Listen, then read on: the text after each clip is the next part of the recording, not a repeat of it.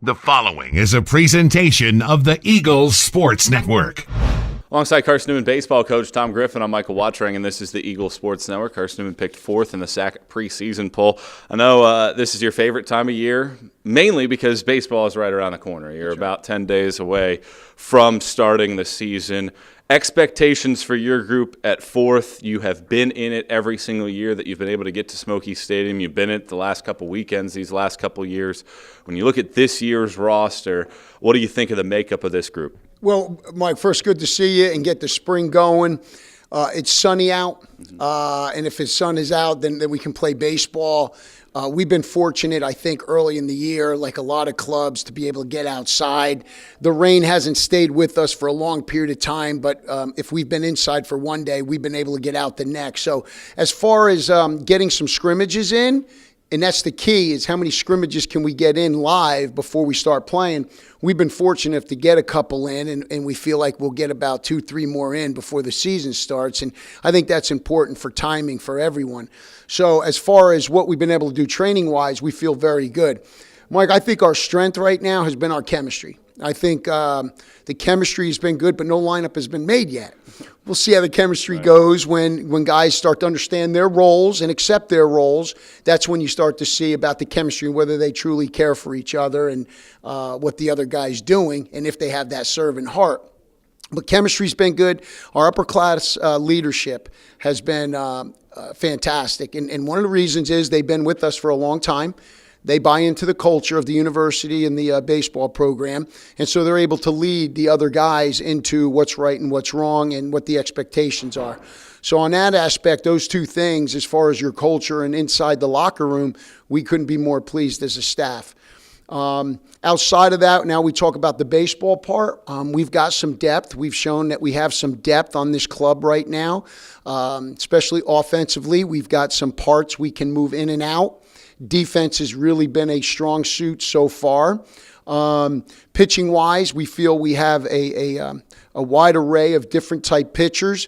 The big question mark for us would be who's going to be those starting guys to give us 5-6 innings because we feel like we have a staff behind them that can do the job in that short relief, possible middle relief type role right now. And so that's kind of where we're at with our team. Truly, the motto has been that this club has come up is get 1% better each day. I think they've done that. I think the other part about that is what we've done for the last couple of years, process over results. Don't get too far ahead of ourselves. Let's take it one day at a time. Let's appreciate the day we have, and are we getting the most out of it? Looking behind and in front of us, as everyone knows, is not going to do us any good. So that's been our focus in each and every day. You mentioned the depth of this team. How important is it to get a couple guys that step up and stand out above that group? I have to. You know that, Michael, with your roster. You want to be able to see what guys can do. Fortunately, the way the schedule works for all of us, the month of February is just non-conference games. And hopefully the weather will allow us to play those games so you can put that guy in at second base that you need to see how he's going to do when the bullets are firing. And so we have the opportunities to get guys and see what matchups work best, who works best in what part of the lineup. So it's a lot of tinkering. It's our analytics of trying to figure things out as quickly as we can through our instincts and our experience and also somewhat through the numbers. Coach Roberts and the staff, I think, have done a good job this year in trying to get more into the numbers of things and measurements. We're using that as a tool, just like everybody else, but we're also trying to use our instincts, our experience, and gut feelings as well as what's going to be the best to help us compete each and every day. Ethan Goforth, preseason all-conference pick. How important is his role to this team this year? Catcher is the most important role on any ball club. No ifs, ands, or buts about it. You ain't going to win a championship without a good, solid catcher. I did a recent talk, and I talked about catchers, and we talked about the offensive versus defensive catcher. And if you look in the major league level last year for the Red Sox, I mean, their best catcher, they had a combination of catchers. They didn't hit but .215 combined. You know, Sandy Leon's one of the best defensive guys leading that staff.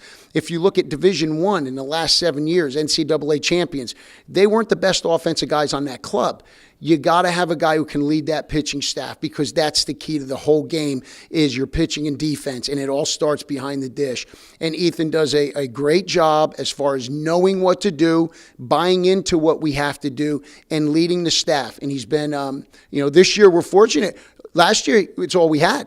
This year, we have a young man who came in, Chris Caldwell, a freshman. Connor Powell's been in our program 4 years. We've got 3 other catchers in our program that have done a good job in knowing how to catch, learning how to call the game, learning how to be a leader and a servant leader out there. And it's nice to have Ethan to use as an example, but these guys are really doing a good job. As I mentioned, about 10 days away, what do you want to get out of your group over these next few practice days to make sure that you're prepared for 4 games at Limestone? Constantly, the reminder is everything that we do, from our stretching to our throwing program to every drill we do, the fundamentals in doing it the correct way. Because at this point, you can go through and do your Jaeger bands, you just do them and get them over with. You can do your small med ball throws, you can do your warm-up throws, and you can get through it and just get through it. But what is our intent and focus on each drill? Understanding what we're trying to accomplish here to be fundamentally correct, and also have a focus of what you're trying to do.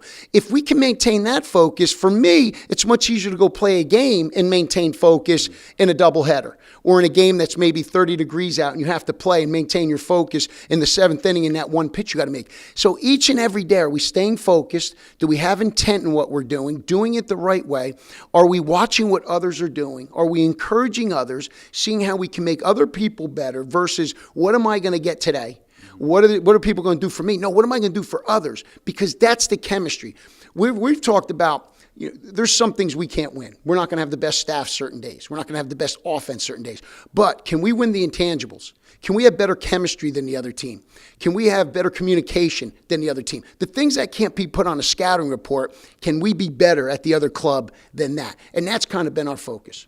Coach, appreciate the time. Best luck this year. Thank you, Michael. Look forward to working with you this year. Same here. He's Carson-Newman baseball coach Tom Griffin. I'm Michael Watchering, and this is the Eagle Sports Network.